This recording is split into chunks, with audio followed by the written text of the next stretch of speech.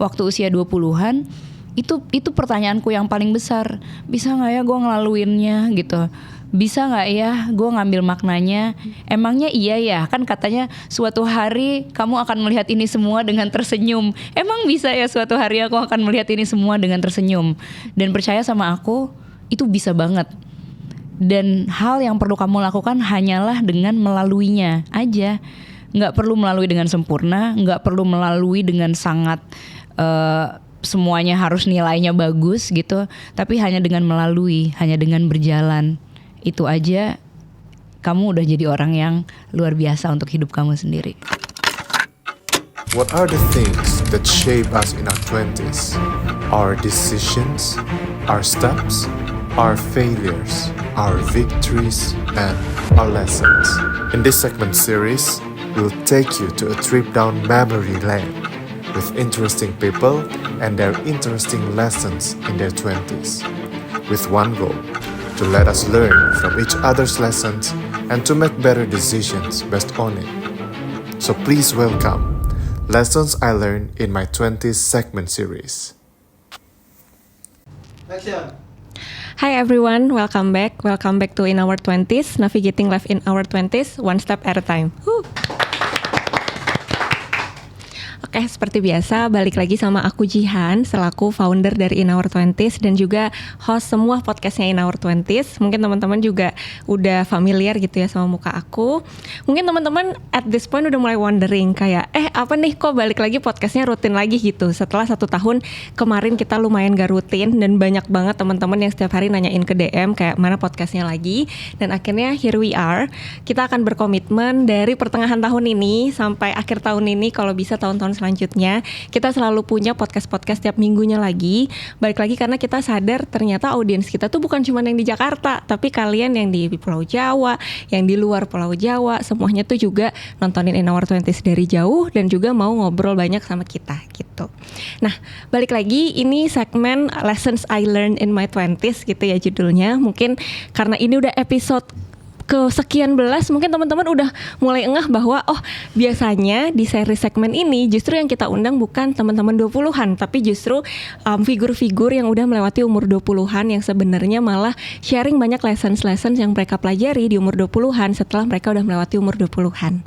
Dan hari ini akhirnya kedatangan seorang tamu gitu yang sebenarnya aku juga pas pertama ketemu starstruck gitu ya, karena bukan cuman aku doang mungkin yang ngefans sama orang ini, tapi bahkan mamahku itu udah ngedengerin lagunya dari lama banget. Jadi kayak mungkin aku justru banyak mendengarkan lagu figur ini di rumahku dari lagu-lagu mamahku. Kalau mamahku lagi masak di dapur, ini lagunya yang ada gitu di seluruh rumah gitu. Jadi kayak akhirnya aku bisa bertemu dan aku bisa nyombongin gitu ke mamahku bahwa aku bertemu figur ini gitu. Langsung saja kita perkenalkan dan kita sambut. Halo Mbak Andi. Hai Jihan. Ini dia figur yang suaranya dan nyanyiannya selalu ada di rumahku kalau mamaku lagi masak loh Mbak. Ini yang terjadi akhir-akhir ini sih. Setiap aku lagi nyanyi di mana, aku udah sampai di fase di mana orang nyamperin aku ke backstage. Oh my god, ibuku suka banget sama kamu. Ibu kamu, oke. Itu adalah aku juga. Oh gitu ya, ya makanya aku sudah sampai di fase itu gitu. Ya, oke. Halo Mbak Andin, akhirnya buat aku ibu bertemu. kamu. Iya, aku udah kayak aku nanti akan foto sama Mbak Andin dan akan aku kirim ke mamahku. Siap, nanti abis ini kita foto. Tapi anyway, gimana Mbak Andin? Apa kabar? Baik, alhamdulillah. Juggling between beberapa peran yang ada di dalam kehidupanku sehari-hari dan semuanya baik, semuanya masih bisa diatur dan menyenangkan jalaninnya. Hari ini kan kita ada mau ngomongin membahas sesuatu yang baru dari Mbak Andin gitu ya. Tapi mungkin sebelum itu Mbak Andin, ini aku perkenalkan biasanya audiens yang nonton di sini di channel In Our 20s itu banyaknya adalah teman-teman seumuran aku yaitu 20-an. Jadi biasanya ketika misalnya mereka nonton series ini gitu, segmen ini, mereka tuh pengen banget belajar dari figur-figur yang udah melewati umur 20-an dan kayak apa ya yang bisa aku pelajari dari perjalanan mereka gitu. Jadi hari ini aku akan banyak mengulik tentang Oke, silahkan. Tentang mungkin lessons kehidupan Mbak Andin dari 20-an sampai sekarang gitu ya Mbak. Nah, tapi biasanya tuh ada satu pertanyaan pembuka yang selalu ada di segmen ini. Yaitu kalau misalnya 20-an ya Mbak Andin digambarin oleh satu kalimat. Itu apa sih Mbak kira-kira kalimat Di 20-an ya. Mungkin kayak a beautiful misunderstanding. Maksudnya aku banyak nyasar, tapi kalau aku harus menggambarkan itu sekarang, it was a beautiful one gitu. Walaupun pada saat itu nyasarnya mungkin nggak ngenakin gitu buat aku gitu, tapi aku merasa tanpa nyasar itu aku mungkin nggak akan pernah benar-benar sesungguh-sungguh itu untuk mencari kemana jalan pulangnya gitu. Apa memori-memori yang paling banyak teringat atau paling signifikan kalau Mbak Andin tuh flashback ke perjalanan umur 20-an Mbak Andin? Relationship sih. Relationship karena aku karena satu dan lain hal mungkin di usia 20-an itu mungkin aku banyak sekali mencari yang aku pikir pencarian itu semua tuh adanya di luar gitu. Maka dari itu aku rasa yang paling kentara dari usia 20-an itu adalah relationships. Aku memang sudah mulai bernyanyi pada saat itu karena aku udah nyanyi itu dari usia 14 tahun. Jadi di usia 20 aja tuh aku udah 6 tahun gitu kan bernyanyi. Tapi tetap bagaimanapun aku merasa kayak karirku terus mood aku ketika bernyanyi, kemudian mungkin arah dari lagunya, albumnya, liriknya dan yang lain-lainnya tuh kayak sangat ditentukan oleh relationships yang aku punya gitu.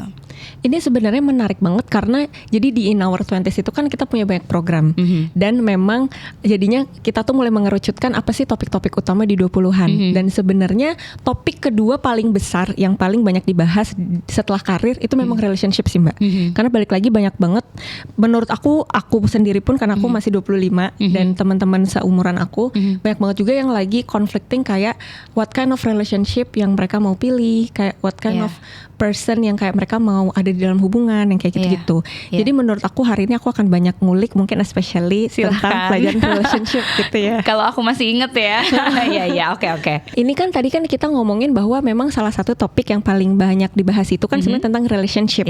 Dan di Mbak Andin sendiri itu kan memang baru banget rilis album yaitu Sehidup Semusik gitu ya. Which is di Sehidup Semusik ini itu ngomongin juga kayaknya kalau yang aku lihat dari line up-nya tentang relationship. Betul. Nah, betul. Kira-kira at this point tadi kayak di umur 20-an Mbak Andin banyaknya adalah tentang relationship. Sampai sekarang pun masih bahas relationship. Kayak apa yang mau dibawain di album ke-9 ini sebenarnya? Oke. Jadi sebenarnya kalau ngomongin tentang Sehidup Semusik sendiri ini dari background ceritanya, sebenarnya adalah cerita yang menurut aku cukup cemen gitu. Jadi waktu aku SMA, waktu itu usianya masih belasan, aku pernah punya pacar, terus orangnya deket sama aku. Terus udah gitu dia jemput ke sekolah. Terus begitu aku naik mobilnya dia, aku lihat tuh waktu itu kayak ada kaset-kaset tuh di dashboardnya dia gitu. Terus pas aku lihat kasetnya aku kayak agak kok kayaknya gak satu selera gitu sama aku. Terus aku bayangin nanti kalau aku dianterin pulang sama dia, aku harus dengerin ini ya kali ya selama perjalanan. Dan mungkin kalau abis itu kita ngelanjutin ke jenjang pacaran, selama kita pacaran mungkin aku dianterin kemana gitu, kita jalan kemana, mungkin aku bakal dengerin playlist ini gitu. Kayaknya aku gak bisa deh, aku gak kuat gitu. Aku jadi merasa kayak ternyata kayaknya selera musik tuh juga jadi salah satu hal yang harus ditik nih di dalam relationship gue gitu. Aku tadinya merasa seperti itu gitu. Terus aku berharap gitu suatu hari bisa dapat seseorang atau ketemu sama seseorang yang mungkin punya selera musik yang sama. Nah saat ini aku udah punya suami. Aku kebetulan banget memang selera musiknya selaras gitu, walaupun bukan sama ya, tapi selaras. Aku bisa dengerin musik-musiknya dia bisa dengerin musik-musik aku, kita suka hal yang sama gitu. Tapi sebenarnya aku mengartikan musik itu sebagai sesuatu yang lebih luas daripada itu gitu. Bukan berarti musiknya harus sama, tapi musik itu kan elemennya ada banyak sekali. Ada nadanya, ada iramanya, ada ketukannya, ada kata-katanya gitu. Jadi sehidup dan semusik itu aku artikan sebagai ya kita senada, kita seirama, kita selaras, kita sekata.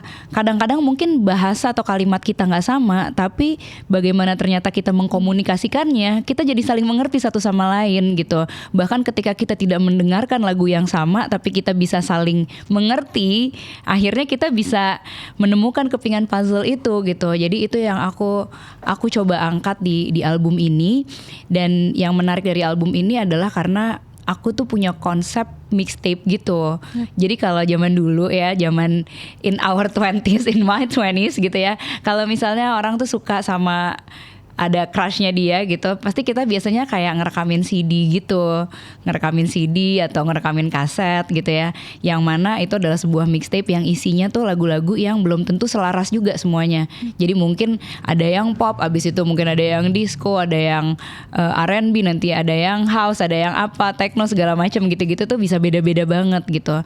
Tapi itu adalah sebuah apa ya, kayak pernyataan cinta gitu kali ya, yang aku merasa kayak kamu dengerin ini deh gitu, aku suka lagu-lagu ini tuh kira-kira buat kamu gitu lah gitu. Jadi si album Sehidup Semusik itu kira-kira menyatakan seperti itu.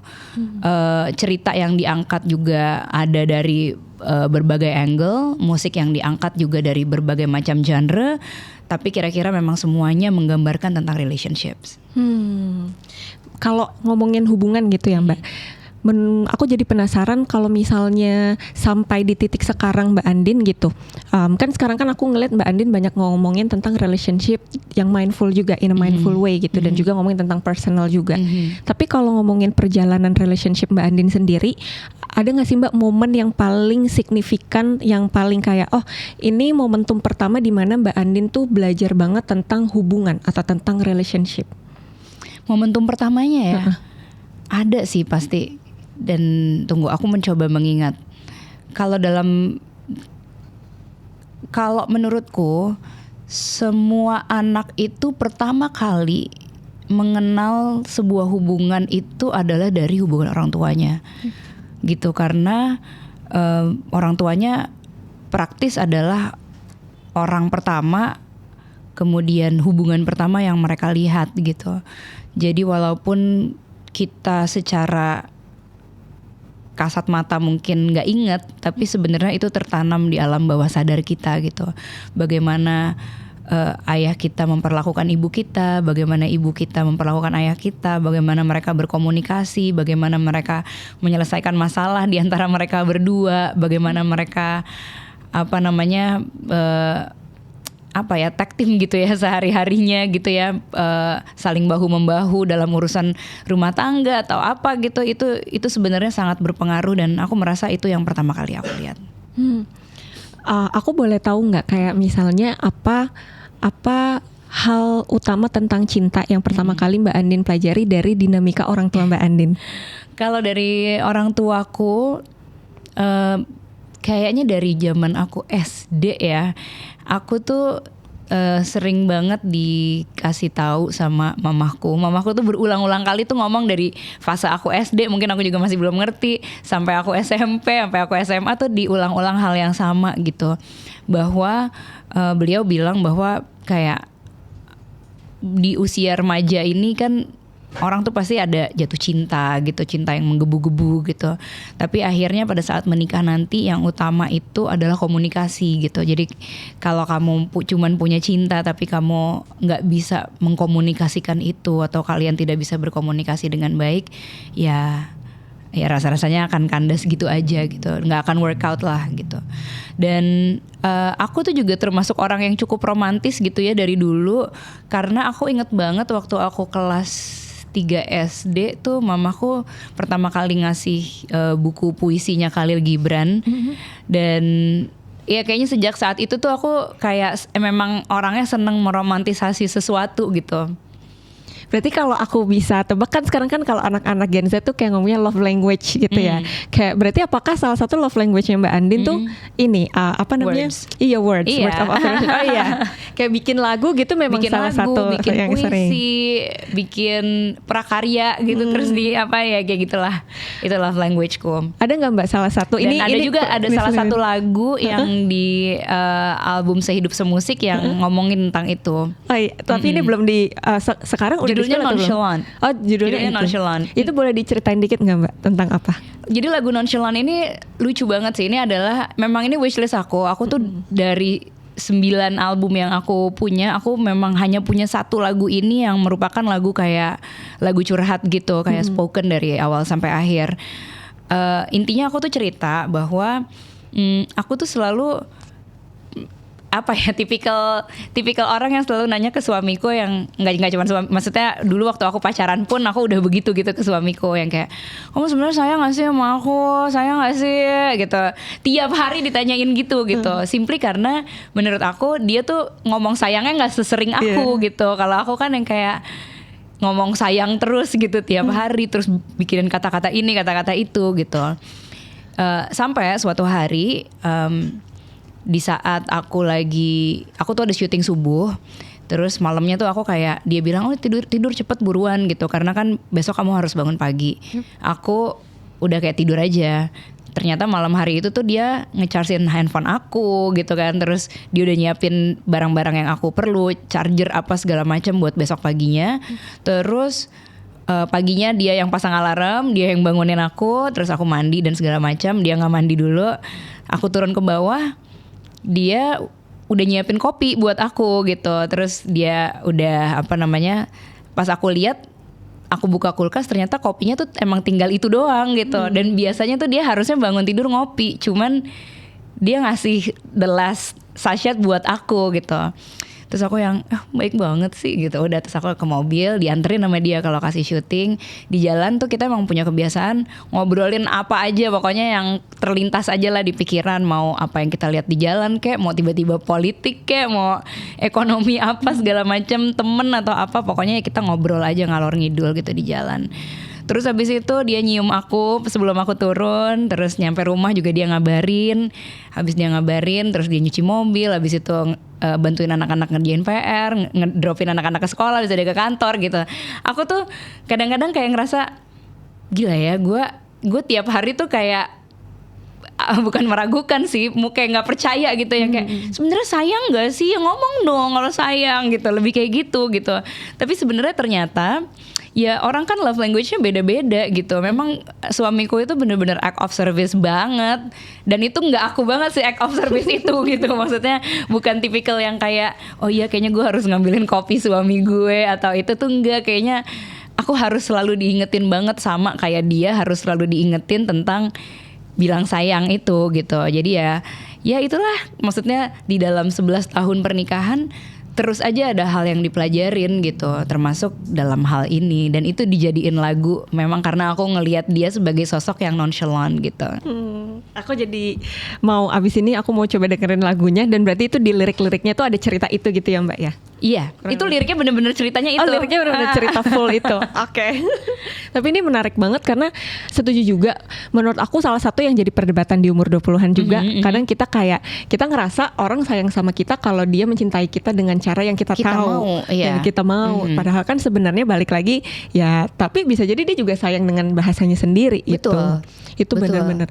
Nah, ini kan menurut aku akhirnya Mbak Andin gitu ya, sekarang kan aware terhadap hal ini dan bahkan dibikin lagu. Tapi kayak kalau dulu gitu, terutama kayak di umur 20-an, ada gak sih Mbak awal-awal kayak misalnya pernah punya relationship yang clueless juga, terus kayak ada akhirnya kayak, oh gara-gara ini aku jadi paham gitu? Sangat pernah.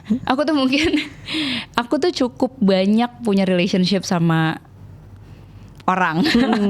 Dan aku sebenarnya merasa kayak apa ya, aku selalu bilang pencarianku tuh benar-benar kayaknya luar biasa banget gitu ya, kayak apa sih Din yang dicari gitu. Dan aku merasa kayak ketika ini nggak works, oh berarti aku harus nyari di orang lain yang seperti ini gitu. Lalu ini nggak works, aku harus nyari di orang lain yang seperti ini gitu. Tapi ya memang mau sampai kapanpun, ketika kita memang belum bisa menemukan dan berdamai dengan diri kita sendiri, maka nggak akan ada satu orang pun yang bisa melengkapi apa yang kita inginkan atau kita harapkan gitu. Jadi aku merasa sepertinya aku sampai pernah kayak bikin satu video waktu itu, sebenarnya pregnancy announcement di anakku yang kedua. Waktu itu aku bilang bahwa cinta itu akan datang ketika kita sudah siap untuk memilikinya gitu. Jadi kalau memang kita kok nggak datang-datang nih gitu, jangan-jangan sebenarnya kita yang belum siap gitu dalam hal apa ya, itu yang mesti kita cari. Kalau proses pencariannya Mbak Andin sendiri, kayak tadi dari pasti pertama awal-awal terpapar kayak aku udah mulai perlu dan bisa masuk relationship, sampai akhirnya tadi shifting bahwa kayaknya at the end of the day ketika ngomongin relationship it comes back to ourselves. Itu ada nggak Mbak kayak momen transisinya atau kayak suatu kejadian yang bikin Mbak Andin kayak oh gini ya gitu, yang spesifik? Gimana maaf? Jadi kayak kan tadi kan Mbak Andin kan akhirnya punya pikiran bahwa kalau kita ngomongin relationship, kayaknya itu at the end of the day ngomongin tentang apakah kita sendiri balik lagi memang siap, atau misalnya apakah kita juga mungkin sekarang pembahasannya kita tuh harus damai dulu sama diri sendiri. Ada nggak Mbak momen itu? Aku merasa semua relationship sebelum aku menjalani dengan suamiku itu bentuknya adalah mungkin pencarian, tapi lebih tepatnya sebagai sebuah pelarian gitu. Jadi aku mencari, tapi aku berlari dari sesuatu yang aku coba untuk hindari sendiri gitu. Aku berusaha untuk menemukan tempat aman dari orang lain. Itu semua jadi semua relationship sebelum sama suamiku gitu.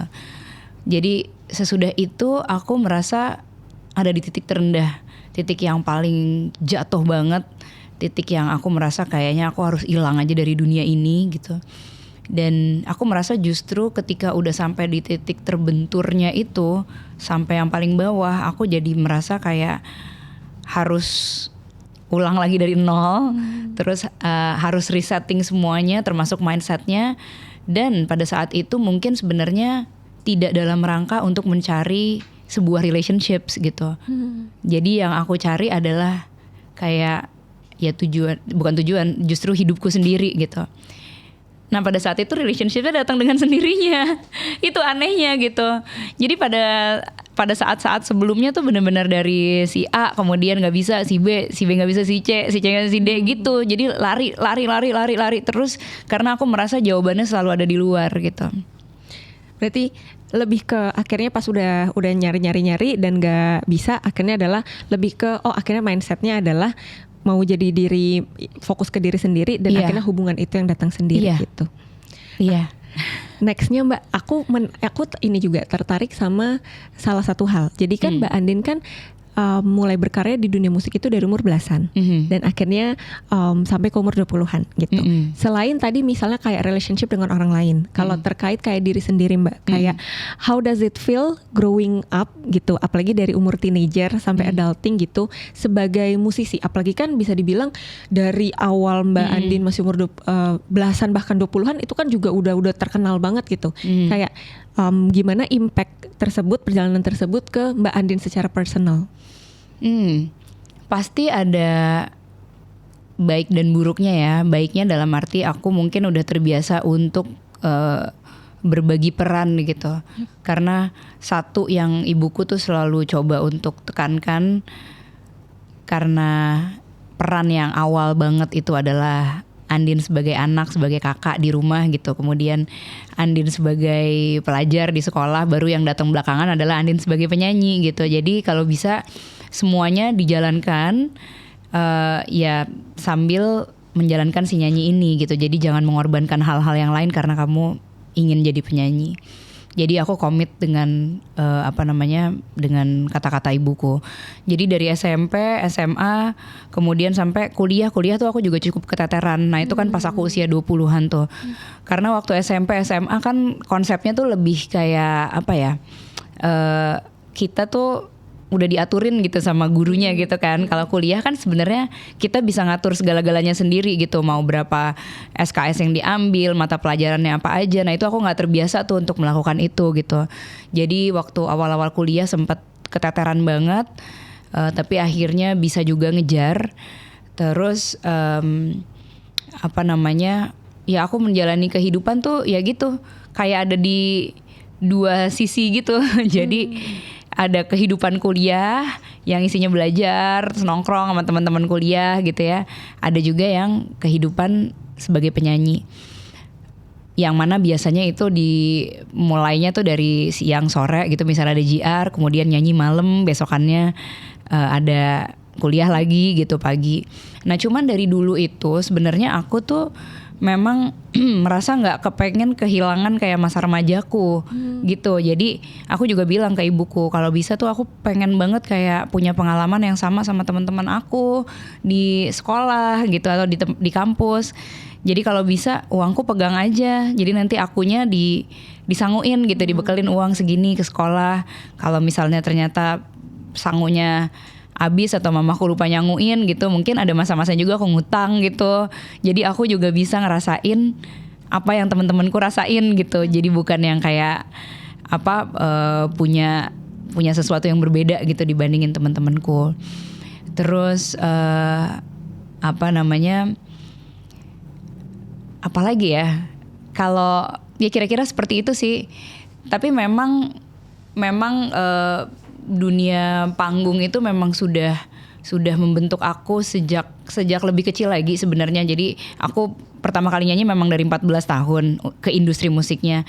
Cuman dari sebelum-sebelumnya tuh aku udah mulai nyanyi lomba dan segala macam. Itu juga yang cukup sebenarnya kayak nge-shape aku at some point gitu ya, bahwa kayak hidup itu adalah tentang menang dan kalah gitu.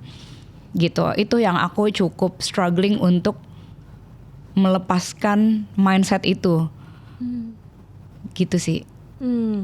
Apa hal yang paling mungkin balik lagi ya, dari umur belasan sampai 20-an tadi tentang menang dan kalah. Apalagi kan mungkin menang dan kalahnya ini kalau misalnya kita misalnya orang biasa kan mungkin kayak ya udah facing some things di real life gitu, tapi kayak menang dan kalah. Tapi kalau Mbak Andin kan selalu dari panggung ke panggung. Jadi mungkin sesuatu rasanya tuh kayak signifikan banget atau ada gimana? Betul. Makanya ini aku jadi sangat belajar gitu ya, ketika aku sudah punya anak-anak gitu. Bagaimana sih sebenarnya kayak kita tuh harus menyikapi kompetisi gitu kan. Apalagi kalau misalnya dulu-dulu aku ikutan kompetisi gitu kan, orang tuanya mungkin udah berjejer gitu. Kecuali orang tua aku ya, kayak mereka juga cukup yang sebenarnya nggak apa-apa banget gitu. Maksudnya kalah nggak apa-apa, menang juga nggak apa-apa gitu. Cuman karena aku tuh ada di maksudnya di lingkungannya tuh seperti itu gitu. Ketika menang banyak yang gitu, kalau kalah nggak banyak yang nepukin, terus kayaknya gagal dapet pialanya gitu. Sehingga membuat aku jadi kayak, oh berarti kalau kalah tuh buruk banget, kalau menang tuh baik gitu. Jadi selalu ada mindset itu gitu. Tapi lama-lama aku tahu itu nggak bener, bahwa kan sebenarnya usaha kita aja udah cukup untuk kita tepuk tanganin sendiri, dan itu pun kita nggak butuh orang lain untuk ngasih tepuk tangan gitu kan. Jadi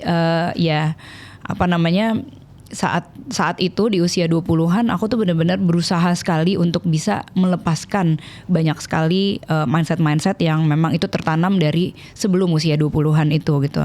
Baik tentang menang dan kalah, baik mengenai citra diri gitu kan. Soalnya kayak ya mungkin orang yang belum merasakan kayak spotlight gitu, itu kan rasanya mungkin ya beda lah ketika orang memang sudah biasa ada di panggung dan segala macam. Jadi kadang-kadang tuh aku merasa kesulitan untuk bisa mengadjust di mana harus pakai topeng apa gitu. Gitu. Tapi ya sekarang ini kan peran yang dijalankan kan lebih banyak lagi gitu. Aku rasa mungkin kesulitan yang ada dulu itu akhirnya jadi pengalaman yang berharga banget, karena kayaknya Tuhan tahu aku mau dikasih peran yang kayak justru lebih banyak lagi supaya udah lihai nih untuk ganti-ganti topengnya gitu. Aku jadi tertarik banget sama tadi lessons yang citra diri. Nah, kayak kapan pertama kali atau misalnya sebuah kejadian yang bikin Mbak Andin balik lagi tadi sadar bahwa oh citra diri ini ternyata suatu hal yang besar yang aku tuh harus beneran tadi navigate gitu, dan akhirnya sampai lama-lama bisa ganti-ganti topeng gitu. Kayak ada nggak sih Mbak misalnya salah satu kejadian atau apa gitu yang kayak oh ini tuh tentang citra diri ya gitu. Ya, ngomongin tentang citra diri sebenarnya mungkin aku dari kecil itu juga nggak selalu memandang diriku itu baik gitu. Baik dalam arti mengagumkan atau cantik atau menarik gitu. Karena banyak sekali momen-momen di mana aku dibully dari aku SD, kemudian dari SMP ada yang namanya senioritas dan segala macam. Kemudian masuk SMA pun juga ada juga seperti itu.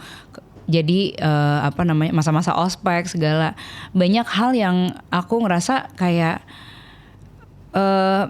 membuat diriku tuh jadi down sekali gitu, dan kesulitan untuk memandang diriku sebagai sesuatu yang baik, yang worth it, yang bisa dibanggakan kayak gitu. Jadi most of the times aku selalu mencari validasi akhirnya kayak di luar gitu. Ketika aku di panggung, akhirnya aku dikasih tepuk tangan. Akhirnya aku dibilang, oh suaranya gini. Atau kayak, oh tadi penampilannya begini gitu. Aku senang ketika mendapatkan itu semua. Namun lama-lama akhirnya aku jadi merasa kayak, iya ya tapi kayak emangnya harus aku selalu cari di luar gitu. Karena ketika aku kembali ke diriku sendiri, yang ada selalu kayak omongan-omongan jelek tentang diriku sendiri gitu. Jadi memang aku kesulitan sekali sih untuk bisa memanage itulah gitu.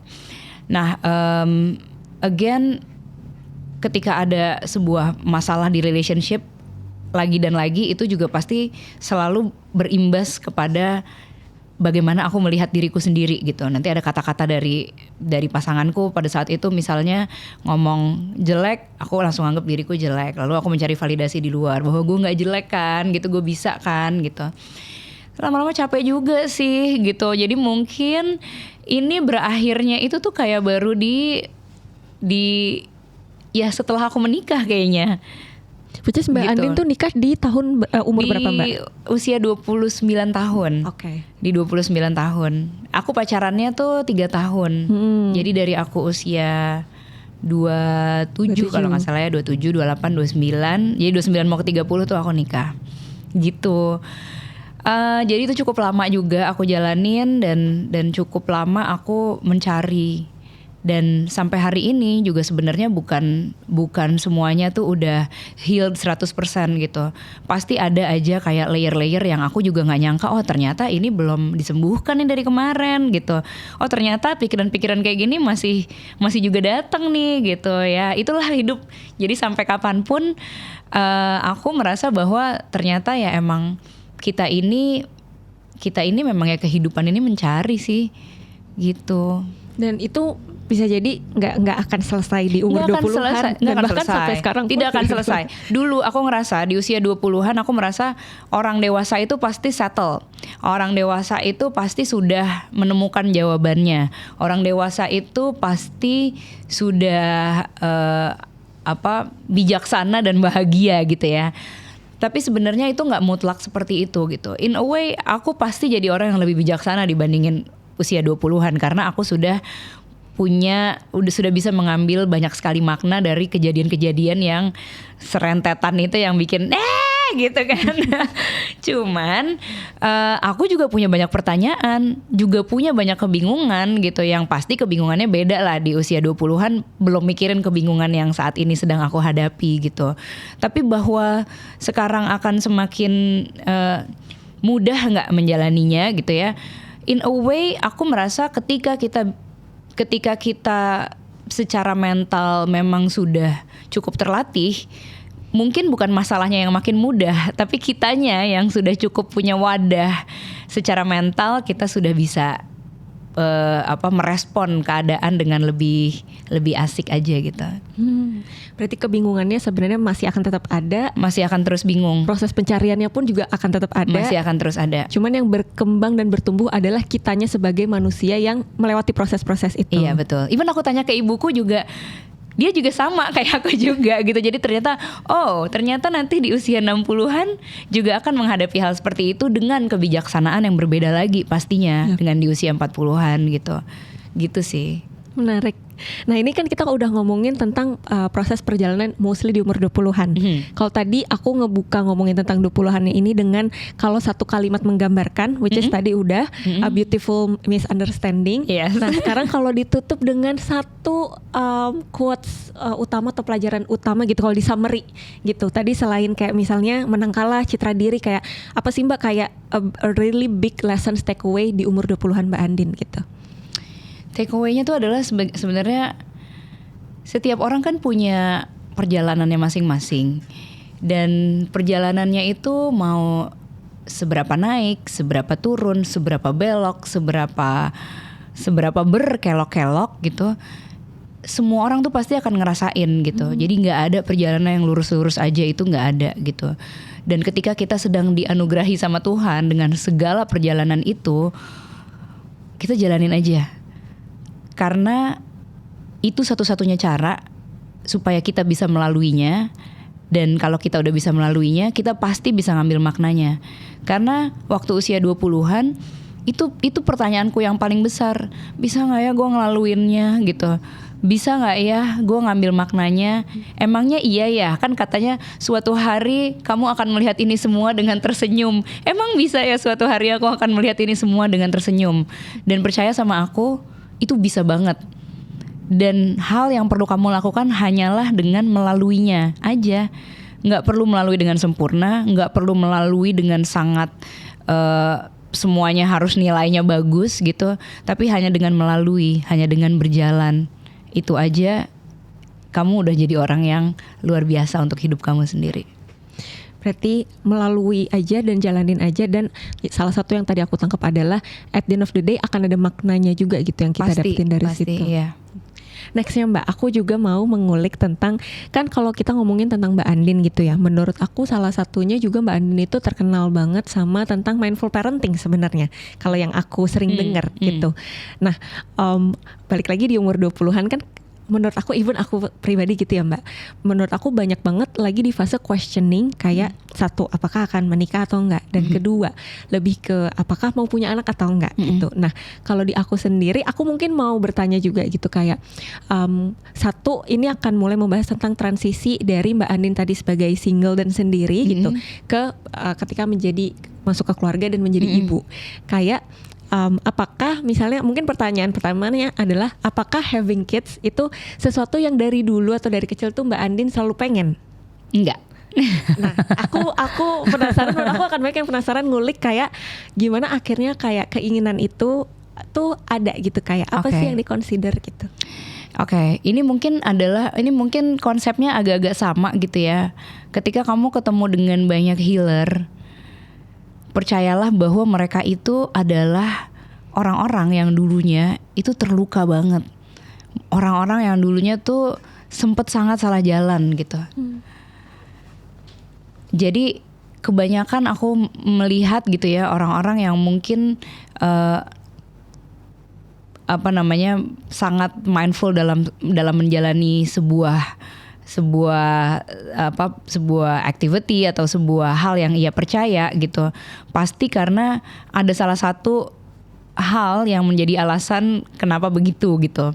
Nah aku tuh dulu dari kecil selalu ngerasa, nggak dari kecil sih, dari remaja gitu ya, dari mulai pacaran gitu sama orang, aku merasa bahwa aku kayaknya nggak cocok nikah. Nggak cocok nikah tuh karena aku merasa aku kayaknya bukan tipikal istri yang baik gitu. Karena kita sudah punya dalam masyarakat kan kayak sebuah stereotip istri tuh begini. Nah itu tuh kayaknya nggak aku gitu menurutku.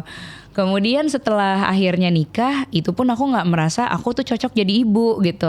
Karena aku ngerasa ibu tuh adalah A B C D E F G gitu. So aku ngerasa kayaknya aku nggak bisa deh jadi ibu gitu. Mana aku kan juga udah berkarir dari dulu, nggak mungkin aku ninggalin nyanyi gitu. Ya suamiku juga nggak pernah berpikir itu sama sekali sih. Cuman aku ngerasa walaupun suamiku nggak minta, tapi waktuku tuh kan akan terbagi dengan anak dan segala macam gitu. Jadi bener-bener aku ngerasa ya, makanya kalau misalnya punya sebuah pemikiran gitu ya. Ya coba aja dijalanin dulu gitu. Dijalanin karena kita nggak tahu nanti apa yang akan mengubah mindset itu di jalan dalam perjalanannya. Kalau buatku sendiri, waktu akhirnya aku setahun nikah, terus aku waktu itu baru tahu aku hamil, baru garis 2 tuh. Jadi belum kayak USG segala macem. Aku langsung telepon suamiku, aku nangis karena aku kebingungan. Jadi bukan nangis bahagia juga waktu itu, nangis kebingungan. Terus gimana dong ini kalau aku hamil segala macam, nanti aku nyanyinya gimana gini gitu. Terus suamiku bilang, ya udah kalau mau nyanyi aja. Iya bukan itu, nanti kalau misalnya aku kan nanti ngelahirin nih, hamil ngelahirin, habis itu aku harus balik nyanyi lagi. Terus badanku gimana gitu, pokoknya kamu harus bayarin aku sesar, abis aku sesar aku harus liposuction. Detik itu juga aku bilang ada mulai rese gitu. Terus suamiku bilang, iya ya udah nanti kita lakuin itu.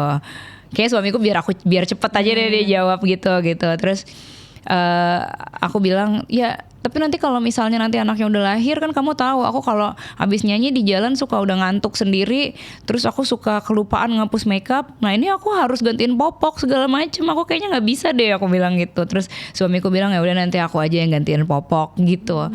Jadi kayaknya biar cepet aja. Cuman akhirnya pas dia udah nyampe rumah tuh, dia di jalan tuh aku telepon. Terus akhirnya dia nyampe rumah, aku nangis ke dia. Aku bilang sebenarnya aku ketakutan karena ini tuh nggak pernah ada dalam bayanganku gitu, seorang Andin hamil gitu. Kayak buatku tuh aku tuh nggak bisa jadi ibu, aku nggak cocok jadi ibu dan kayaknya nggak bisa gitu. Tapi justru karena aku tuh punya banyak sekali ketakutan dan aku merasa nggak tahu sama sekali hal-hal tentang hamil, persalinan, parenting. Jadi akhirnya aku berdoa ke Tuhan. Ya Allah, aku tuh bener-bener nol banget nih gitu.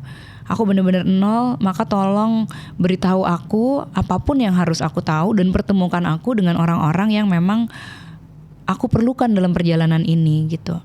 Jadi dari situ tiba-tiba ya gitu jalannya, aku dipertemukan sama si A, waktu itu Mas Reza Gunawan, untuk aku belajar lebih lanjut tentang gentle birth gitu ya. Dan ternyata konsep dari si gentle birth ini yang akhirnya itu tuh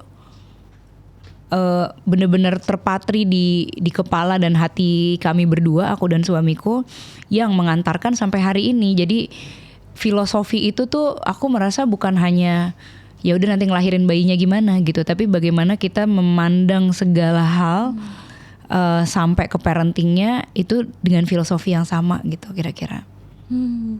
Mbak, boleh nggak digambarin dikit kayak gentle birth ini secara singkatnya itu tuh gambarannya apa sih Mbak, tentang apa? Secara singkatnya itu bagaimana kita melahirkan dengan lembut. Itu kan kata-kata apa artiannya gitu. Nah lembut itu seperti apa? Jadi ini kan ada satu jiwa nih yang mau turun ke muka bumi ini gitu. Jiwa ini tuh perlu disambut dengan baik, dengan sangat lembut. Ibu ini sebenarnya hanyalah sebuah kendaraan aja. Jadi ketika melahirkan, ini bukan tentang aku. Ini tentang ada satu jiwa yang mau lahir ke bumi ini. Jadi tentang dia kan. Dia yang tahu kapan dia mau lahir, bagaimana dia akan dilahirkan, di mana dia akan dilahirkan, itu semua dia akan memberikan intuisi ke ibunya gitu. Begitu pula dengan parenting sebenarnya kan. Makanya aku selalu bilang parenting seperti apa yang paling baik? Ya parenting yang berpihak ke anak. Parenting tentang siapa sih? Tentang anaknya. Emang tentang orang tuanya. Orang tua tuh lebih sering memberikan projection kepada anaknya, apa yang dia pengenin, apa yang dulu nggak kesampaian, apa yang orang tuanya dulu sering sampein ke dia, disampein ke anaknya, padahal anaknya kan bukan dia gitu. Jadi aku selalu kalau mungkin aku juga jalaninnya nggak mulus-mulus aja, karena pasti masih adalah apa yang tertanam atau terpatri gitu ya di aku, yang kemudian aku ke project gitu ke anakku. Tapi again, hidup ini kan selalu tentang bagaimana kita mau belajar lagi, nggak ngerasa yang paling tahu gitu. Jadi akhirnya aku selalu diskusi sama suamiku gitu, kayak di akhir hari gitu. Oh ya tadi gini ya gitu. Ini kan sebenarnya adalah tentang dia gitu, bukan tentang kita. gitu. Menarik banget, aku suka banget ini bagian ini. Menarik. Nah, jadi Mbak, itu tadi kayak proses transisinya ketika menjadi ibu. Nah, another thing yang aku juga mau tanyakan gitu, kayak now ketika akhirnya Mbak Andin punya anak gitu ya, aku kan udah mulai suka baca-baca buku tentang parenting gitu ya, kayak belajar dikit-dikit aja gitu. Nah, salah satu yang aku suka baca juga kayak ketika aku konseling juga gitu Kak, katanya ketika kita punya anak bisa jadi kadang kita ngelihat luka-luka kita pas kecil tuh similar patternnya muncul di anak kita gitu, atau kita pas kecil muncul lagi di anak kita, tapi gimana challenge-nya kita berlaku berbeda dari apa yang kita dapatkan pas kecil, salah satu kayak gitu. Which biasanya adalah banyak yang ngebahas tentang biasanya katanya tuh, aku suka banyak baca juga, kita biasanya akan banyak banget belajar dari anak kecil, terutama anak kita. Betul. Nah, aku pengen denger juga cerita kayak apa sih Mbak yang Mbak Andin pelajari banget gitu ketika akhirnya udah punya anak yang dari anak Mbak Andin gitu. Ya, banyak orang yang bilang kan anak kita tuh adalah guru yang paling baik gitu. Ya nggak hanya anak kita, pasangan kita pun juga gitu gitu. Makanya kita didekatkan dengan orang-orang yang akan menjadi guru yang paling baik buat kita. Guru yang paling baik tuh gimana sih? Jadi mereka itu adalah orang yang paling tahu luka kita tuh adanya di mana, gitu. Kan kita kalau luka ini kan kelihatan ya, kalau luka fisik gitu. Tapi kalau luka batin kan nggak kelihatan nih. Tapi kita ibaratkan aja luka batin adanya di luar. Misalnya lukanya di sini. Kok entah gimana gitu ya, kalau orang lain ngomong ke kita gitu, nggak apa-apa nih, dia kayak Noel-Noelnya di sini, Endin gitu ya. Tapi begitu pasangan kita atau anak kita yang ngomong, kok pas banget ada di sini, Endin gitu. Akhirnya jadi kayak langsung bereaksi gitu. Jadi memang itu udah secara naturalnya aku rasa memang seperti itu gitu. Tapi itu bagus dalam arti sebenarnya justru dengan kita tahu kita ke-trigger, berarti kita tahu lukanya di situ gitu. Jadi memang ini sih yang paling aku garis bawahi gitu ya. Orang-orang tuh banyak banget yang nggak suka ketika dia ke-trigger. Nggak suka bukan karena dia nggak suka ke-trigger, tapi dia ingin cepat-cepat menghindari reaksinya. Dia merasa buruk ketika dia marah, dia merasa buruk ketika dia merespon seperti apa gitu. Padahal ketika kita tahu bahwa gue ke-trigger nih gitu, be mindful aja bahwa gue nggak seneng nih, gue nggak suka nih. Berarti kenapa nih gue nggak suka nih? Bagian diri gue mana yang nggak suka gitu. Dan kalau misalnya kita udah pernah konseling kan, mungkin kita jadi bisa dig down gitu kan. Seperti apa sih? Mungkin dulu ibu kita pernah berlaku hal yang sama dan segala macam gitu. Dan bukan nggak mungkin juga kita merespon dengan respon yang sama dengan ibu kita pada saat itu gitu, karena bagaimanapun kita menyimpan itu semua di alam bawah sadar kita. That's why aku selalu bilang ketika kita mungkin sebelum punya anak atau kita lagi hamil atau baru punya anak, sangat baik ketika kita bisa reparent ourselves gitu. Jadi kita mungkin harus memutus mata rantai apapun itu, karena suatu hal yang diaplikasikan kembali, aku merasa itu nggak akan bisa cocok 100% gitu. Karena memang anak kita berbeda dari kita juga bukan orang tua kita gitu. Seperti itu sih Mbak. Ini tadi kan ada pembahasan tentang reparent. Ini menurut aku menarik untuk karena aku sering dengar juga. Boleh nggak Mbak diceritain dikit mungkin untuk audiens yang belum paham reparent itu maksudnya apa sih Mbak? Jadi reparent itu adalah kita menjadi gimana ya, jadi reparent itu adalah bagaimana kita bisa memutus apapun yang orang tua kita pernah kerjakan atau bagaimana orang tua kita memparenting kita gitulah kira-kira gitu. Jadi reparent itu bagaimana kita bisa memutus apapun yang orang kita Jadi reparent itu adalah bagaimana kita bisa memutus apapun yang orang tua kita kerjakan untuk parenting kita pada saat itu gitu, kira-kira seperti itu. Jadi the way bagaimana orang tua memparent kita tidak kita turunkan ke anak-anak kita. Nah, caranya bagaimana? Caranya sebenarnya adalah dengan bermaafan dan berdamai dengan hal-hal itu semua gitu. Jadi banyak sekali orang kalau misalnya dilihat ya kayak atau di sekitar kita banyak banget, gue paling nggak mau jadi kayak nyokap gue galak gitu.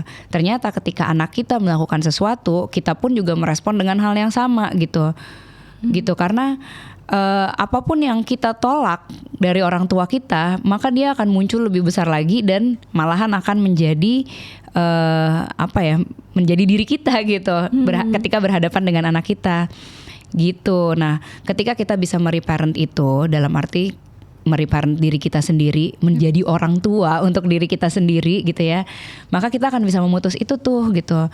Oh iya, orang tuaku dulu suka marah. Itu tapi bukan sesuatu hal yang buruk, bukan sesuatu hal yang baik. Itu ya hanyalah marah gitu. Jadi kita nggak perlu melabeli itu dengan sesuatu. Jadi itu hanyalah sebuah kejadian gitu. Jadi kita berdamai dan bermaafan dengan si marah itu sehingga kita tidak punya reaksi yang sama ketika anak kita berlaku seperti itu gitu. Itu hanya kira-kiranya aja lah seperti itu. Tapi sebenarnya ketika dipraktekin akan lebih kompleks, lebih banyak dan mungkin akan lebih kebayang ya ketika dipraktekin gitu. Betul.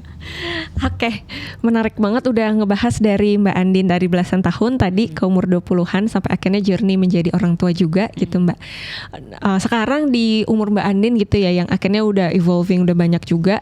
Mungkin terakhir pertanyaan aku adalah kalau misalnya Mbak Andin bisa ketemu lagi nih sama misalnya sosok Andin umur 25 tahun yang seumuran aku gitu ya, kayak apa kira-kira yang akan Mbak Andin sampaikan dari posisi Mbak Andin yang sekarang? Wah aku tuh umur 25 tahun super badung banget ya. Super badung banget.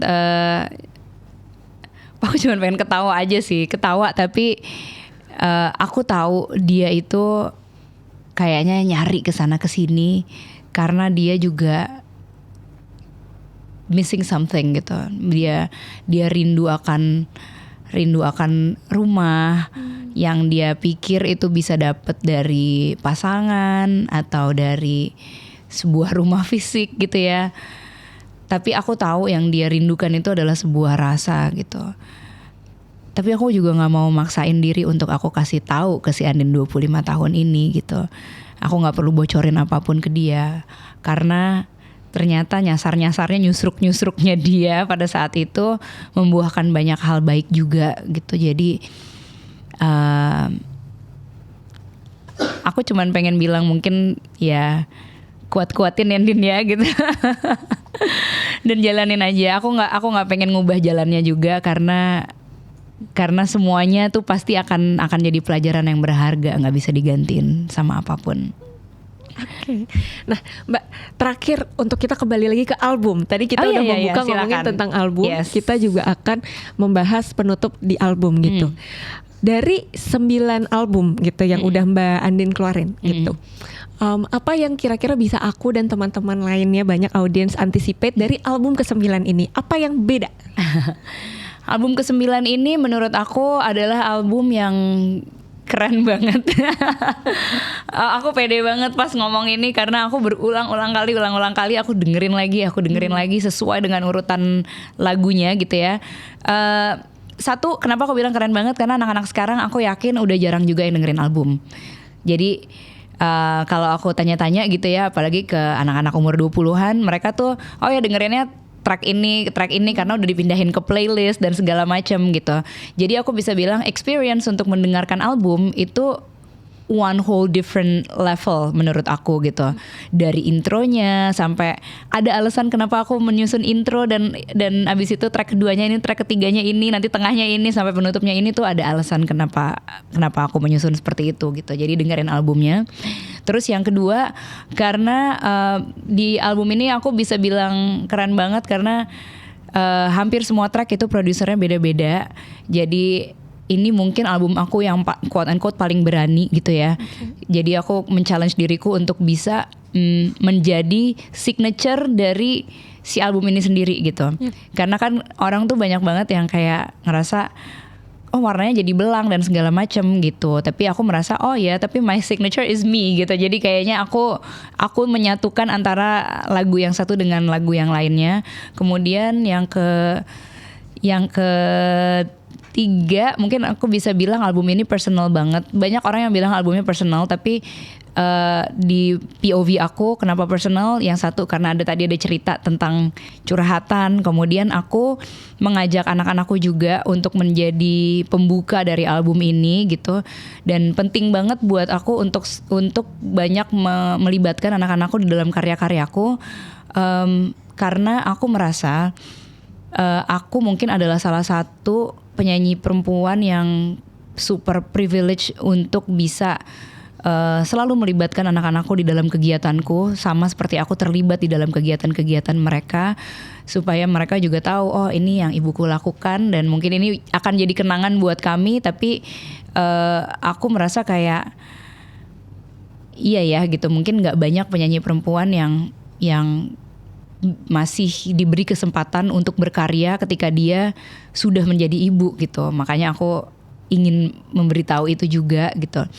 Terus karena covernya keren gitu, covernya lucu banget, terus udah gitu apalagi ya lagu-lagunya juga bagus ya, pokoknya bagus deh. Berarti banyak yang bisa kita anticipate dari album Harus ini. banyak sekali yang bisa dianticipate. Kalau misalnya aku nanya lagu yang favorit banget buat Mbak Andi, misal pilih tiga. Oh wow, pilih 3 lagu favorit di album ya. Album ini. Yang pertama judulnya Cosmic Romantic. Oke. Itu lagunya tentang zodiak gitu. Jadi ada kayak seru deh pokoknya. Aku bilang gitu kayak gue udah pernah pacaran sama orang Aquarius terus gini, terus pacaran sama orang Taurus terus gini, sama Leo gini gitu. Itu seru banget menurut aku, soalnya kayak apa ya, aku tuh bayangin video klipnya kayak sci-fi gitu, kayak seru banget deh. Jadi judulnya Cosmic Romantic. Terus yang kedua yang aku suka banget, ada judulnya Sentil Kalau Nakal. Itu juga seru banget karena udah dengerin sendiri lah, Sentil Kalau Nakal. Terus yang ketiga yang aku suka banget itu tadi Nonchalant tadi. Itu juga keren banget lagunya. Semoga menikmati ya. Aku yakin tapi banyak yang akan menikmati, termasuk mamahku sebagai fans setia. Kamu juga harus. Iya, aku juga akan menikmati sudah pasti.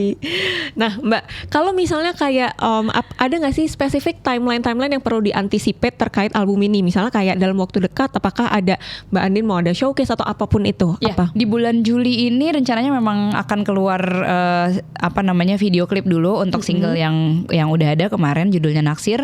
Kemudian nanti dilanjutkan dengan showcase. Jadi nanti pengumumannya mungkin bisa dilihat aja di Instagram aku, di social mediasku. Kemudian nanti Oktober itu juga akan dilanjutkan dengan, jadi ada beberapa showcase di beberapa kota. Baru nanti Oktober akan dilanjutkan dengan sebuah surprise dari si album ini. Oke, kita semua menunggu apa itu surprise-nya. Yeay. Oke, Mbak Andin, gak kerasa ternyata kita ngobrol udah 1 jam. Wow. Which aku seneng banget hari ini banyak ngobrol gitu. Mungkin personally dari aku juga satu ya, karena aku dan mamaku ngefans sama Mbak Andin juga. Jadi aku happy. Dan yang kedua mungkin sebagai perempuan yang lagi di fase-fasenya banyak persimpangan, tadi menurut aku banyak obrolan aku sama Mbak Andin yang beneran helpful buat aku juga. Jadi terima kasih. Jadi semoga aku bisa bermanfaat.